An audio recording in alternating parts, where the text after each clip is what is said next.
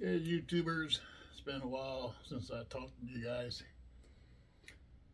I had my system set up in a PowerAmp configuration with the Macintosh MC402 on the bass or the woofers of the speakers, the Eclipse Fortes, and I had the Macintosh 275s tube amps on the upper end, which is mid-range, and the tweeter.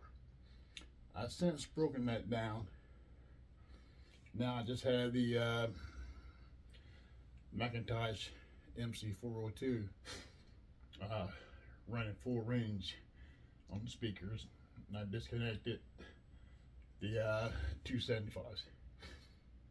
I'm always messing around with my speakers or my system. That's what the name of the channel is, Mix Match Stereo. Welcome back to it. I love playing around with my gear. And I have a friend named Chuck. He's also an audiophile. He's been at it a long time. And he always asks me, "Hey Sarge, which amp do you love the best?" I said, "Chuck, they're all mine. I love them all the same. I don't have a favorite PowerAmp." "So come on, man, you got like one.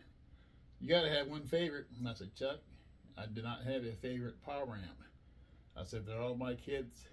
They're all my children. I don't show favoritism. They're all mine. So I'm not gonna upset one PowerAmp by saying this is the best one.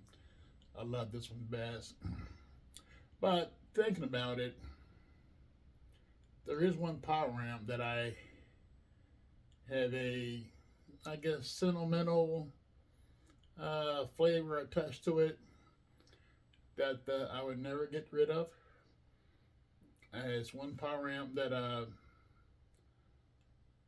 there's a connection between me and this PowerAmp.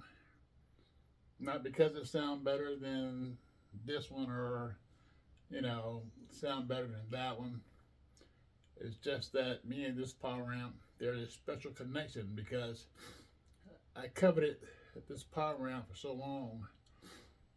Every time I used to go to the audio store, overtures, the guys would play it for me, or I would sit there and stare at it and Google it, goggle it, whatever. But I couldn't afford it, and I wanted it so bad. At the time, I couldn't afford it. But when the opportunity came that I was able to purchase this PowerAmp, I was like so freaking happy. And that PowerAmp is the Macintosh MC402. So do I have a favorite amp? If I do, it would be the 402. Not because it sounds better than this one or sound better than the other one. It's just that there's a connection there between me and this amp because I wanted it so bad. And I bought this amp back in 2000 and I'll say 2009 from Overtures, from Overtures here in Delaware. And when I was able to get it, I was like the happiest person in the world because I wanted this amp for like 5 years. Well, I didn't have $7,000 at the time. And what I like about Macintosh, it holds its value. I paid $7,000 for this amp back in 2009, and this amp is still selling for like $5,000. Some want more, but the range is like $5,000 to get this very same PowerAmp. So it holds its value. I would never part with it. So this is my number one, first of 4 Macintosh PowerAmps. I got the 275s. I had a Macintosh 2600 PowerAmp. That thing was way bigger than this PowerAmp. It was 135 pounds. This amp here is 110 pounds. But I got tired of hauling the 2600 around. It was a huge PowerAmp. And I paid $35 for that amp, the Macintosh C2600. I bought it used from Overtures for $3,500, and I was able to sell that amp for $4,500 on eBay. So Macintosh holds its value, and by breaking this down from bi-amping to running a single amp, will I lose some sound quality? I probably will. But this amp is a two-time Golden Ear Award winner from Absolute Sound, and it also won Product of the Year as a PowerAmp from Stereophile magazine. So this is an awesome amp that I would never part with. Yeah, I might lose some sound quality, but I love messing around, so I'm not too concerned if I lose some highs. But I might not lose no highs. So this thing is a beast. So is it my favorite? It is. Not for sound quality, because the Past Lab sounds good. The Mark Levison sounds good. I have Conrad Johnson. Yeah, my PowerAmps. I got the 3 Macintoshes.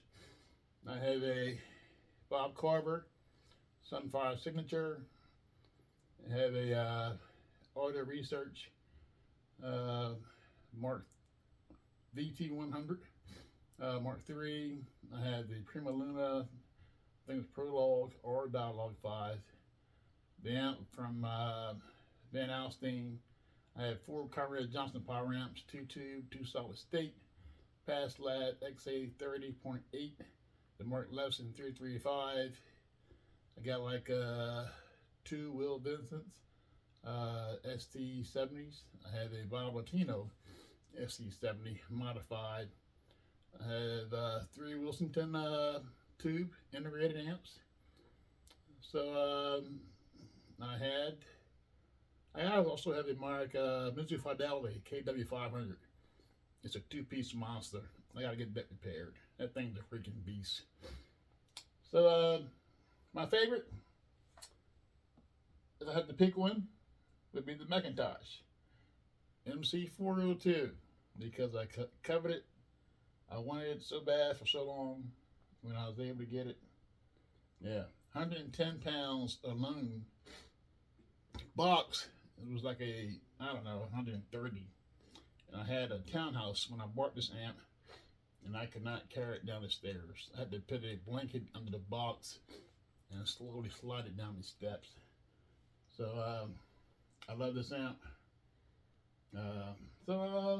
Also, I unbi-amped it, and I wanted to run this to the clips in bar wire mode, but I gave my bar wire cables to my brother-in-law years ago when I put together his system, so I didn't have any bar wire cables on hand.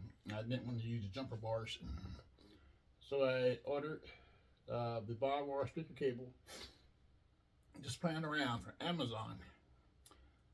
58 bucks. Yeah, 56 bucks. Say K4B 2B bar wire cable. Why did I buy it? I know it's low quality, but it looked good on Amazon. And it looked good. It was built good. Had a good build quality to it. All banana terminations. So I bought that from Amazon, 58 bucks. 56 bucks.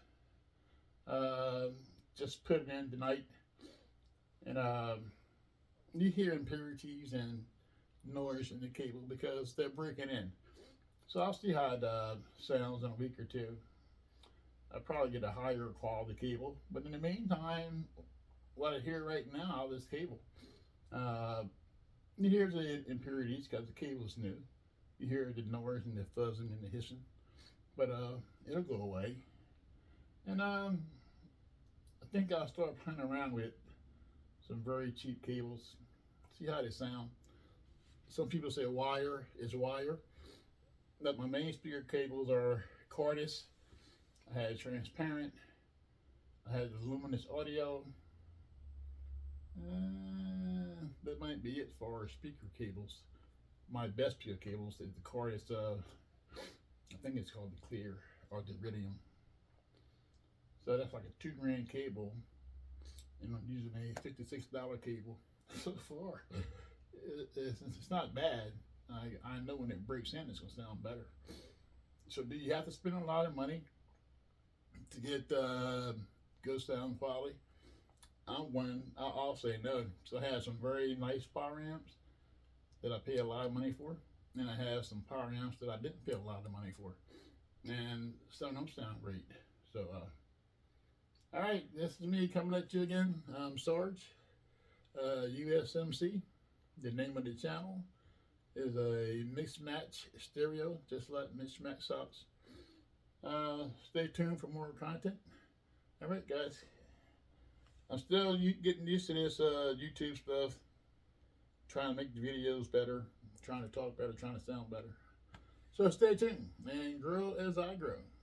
So, Chuck, my top power amp, the one that I feel that connection to, is right here. It's the Macintosh MC402. It's a 110 pound power amp, and most of the weight is right up front, so it's very awkward to pick up because all the weight is right here, the front of the power amp. That's where all the transformers are at, and it's very difficult to pick up, very difficult to handle. 400 watts per channel, and 8 ohms, 4 ohms, 2 ohms, and this thing, you can't clip it. It can't, and it won't run out of power. And it's overkill right now for the clipped horns. The clips Fortes rather. They have a 99 dB sensitivity, so you don't need 400 watts to drive the clips. But I'll start here, since I just broke it down from the bi-amp mode. Then I go to some lower power tube amps. Just playing around, that's what I do. All right, YouTube world, stay tuned, more content to come.